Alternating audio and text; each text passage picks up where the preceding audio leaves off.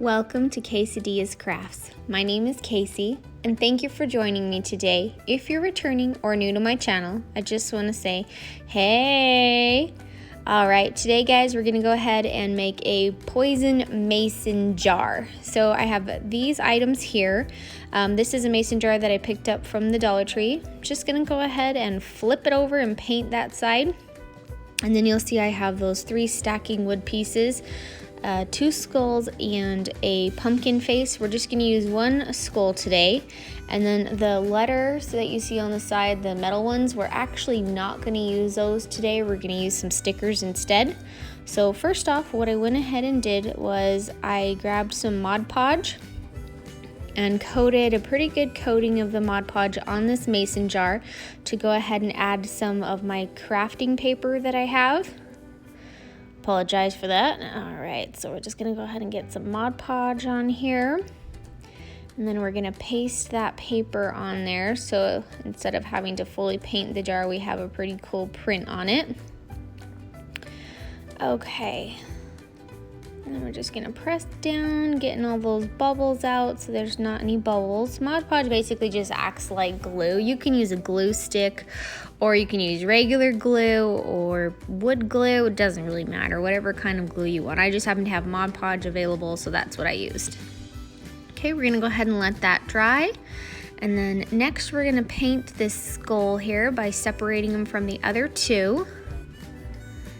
Apparently they don't come out, so we're just going to go ahead and cut that off here in just a second. And then once that is cut, we're going to paint this guy white. Okay, and I used the Waverly chalk paint in white. And you can use any paint you want, doesn't matter. You could even paint this orange. Okay, so I'm just painting mine white. I'm just going one direction so that way the paintbrush strokes are all one way and not going multiple different ways. Okay, and I'm not going to worry about painting the back just because I'm not going to see it. I'm going to go ahead and glue it to this mason jar. Alright, so we're going to get that off to the side and let it dry. And then we're going to bring back the mason jar.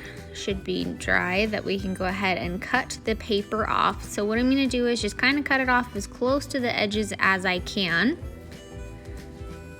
And then once we do happen to get this cut off, what I'm going to do is take some sandpaper and then just go ahead and sand the edges. That just gets rid of any extra paper that I didn't happen to get with my scissors. There you go, looks cut pretty good. Okay, just kind of smoothing that down. And then we're gonna go ahead and sandpaper this. And it doesn't matter what sandpaper you use. You can even get those sanding blocks from Dollar Tree. Those are pretty nice ones as well. So I'm just getting all the extra paper off here. Kind of gives it a worn look too, so it doesn't look like it's brand new. Okay, just sanding those edges.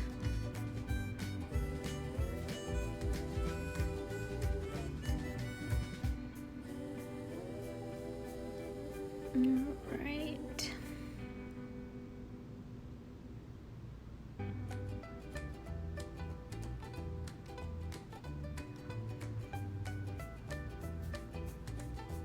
Getting the excess sawdust off. All right. Okay, so that's been sanded, and then next what I'm going to go ahead and do is take this burlap ribbon and I'm going to glue it to the top. I couldn't do one piece because it would have been see-through and you would have seen the paper, so I'm going to go ahead and glue the first level on with my glue gun here. And then once I get it glued on, I'm then going to go ahead and glue the other half down so that way it kind of gives it a nice seam right there. Oh, here I am using my paintbrush so I don't burn myself. Oh, and then I got smart and went and got my finger covers.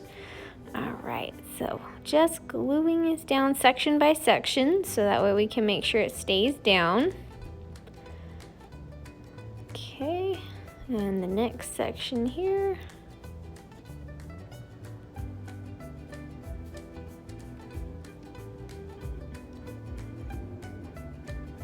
Alright, get that folded over, and then we're going to go ahead and glue this. Now you're going to want to work from the top to the bottom instead of the bottom to the top, or you're pretty well just not going to have anything stuck together, or just put a whole bunch of glue down like I did and then lay that material back down. Okay, so I'm just working that in so it doesn't go ahead and pop back up, pulling any extra pieces. And then I was trying to decide what I wanted to do, if I wanted to go ahead and glue it all in the back or cut it off. So I just went ahead and decided to cut off along the edges here. So I'm just using my scissors to go ahead and cut that material off, and I'm just going to go ahead and go all the way around the mason jar. Okay, and then going along the top here. Perfect. And then another thing you can do that I didn't do is you can actually take that Mod Podge and also go over the top of the burlap, just so that way it kind of gives it a little extra hold and it doesn't fall apart. Now I did have that extra little piece of the material that I couldn't get to cut, so I'm just going to go ahead and glue that down with my glue gun here. Using my little finger pressers, I'm going to just get that down. All right, perfect. So there's the top of my mason jar. And then there is the skeleton and what it'll look like once I get it glued down. Now for the lettering, what I'm gonna go ahead and do, instead of using the metal letters that you saw because they were way too big for the mason jar, as you can see right there, it just wasn't gonna work. I didn't want it hanging off. So I went ahead and got these stickers that I had already, and I picked out the word poison. Yeah, I know it's misspelled, but I fixed it. Okay, so we're just gonna go ahead and get out all of our lettering that we need. And you can put anything you want. You don't have to put poison. You could put welcome, you could put beware, you could put stay back if you wanted. I just happened to choose poison because I wanted mine to kind of look like, oh, what do you call those? Like a poison jar? Well, duh. Like a potion jar. There we go. Okay, so here we are spelling poison completely wrong. And then because I did not want them black, I'm going to take my paintbrush and I kind of did a little bit of white paint to see if I just wanted to go ahead and have them kind of lightly brushed with white to see if they would show up on the paper. And I test this out, and then I still didn't like it, so I grabbed some orange paint and I went ahead and painted them orange. I do believe I used my Waverly chalk paint in pumpkin. You can pick this up at Walmart, or you can use any color of paint you want. I just chose orange because it matched the orange pumpkins on the paper. So here I am just going to go ahead and use my orange paint on my stickers. These were felt stickers, so they kind of had a cool texture to them when I painted them. All right, so we're just gonna wait for poison to dry. And I did happen to like that skull, but it was a little bit too white for me, so I wanted to go ahead and give them a little bit more texture. So I just took some black paint and went along the edges first. And then once I got the edges done, I decided that it just wasn't quite enough. So I went ahead and did the entire skeleton in black. And then around his mouth, I actually got a little bit too much paint. So I went ahead and let it dry a little bit, took my sandpaper and sanded that down so it wasn't near as dark right there, but I think it turned out great. So see right here, I'm telling you, I painted it a little too dark, but that's okay. Mistakes can be fixed with a little bit of paint.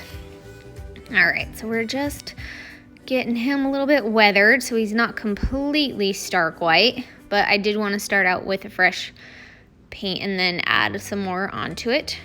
Okay, so I'm sanding his mouth right there, getting him the way that I want him to look. All right, so I've got him the way I want him to look. Now I'm just gonna put him on the mason jar and then grab my stickers.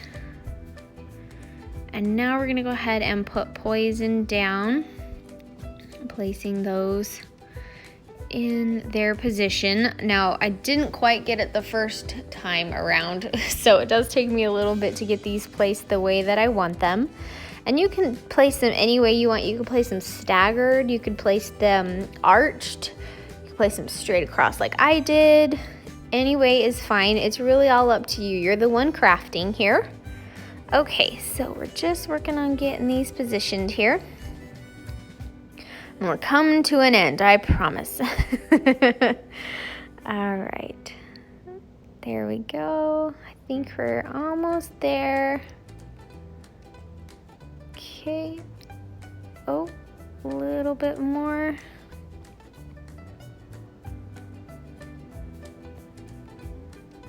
Okay. O and N. Nope, not quite yet. Okay, let's see. Come on, we can do this. I promise. We will get to the end.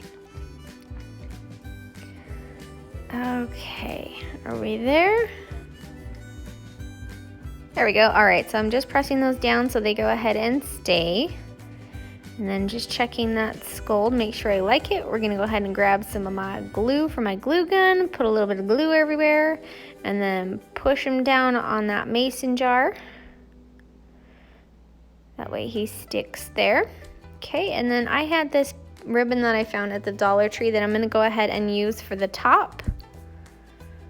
So how I make these bows is I basically just fold the material in half and then let the ends meet. And then I make another one, cutting off an extra piece for the tails. And then I lay the two pieces that I have folded in half on top of each other. And that tail piece that I have extra, I lay on the edge down at the bottom. And then I take some twine, wrap it around, and then that will make the bow. This is just a simple bow. It's not anything too crazy. Just go ahead and tie it and then you'll have yourself a bow. Now with these kind of bows, you can even add something in the center if you want. You could add a bat or a pumpkin or even another skull if you wanted to. I decided to keep mine plain, but you can add anything you want if you want to. All right, so here I am just kind of adjusting it. I kept the string a little bit long so that way I could tie it around the back side to kind of make it look like it was tied around the mason jar.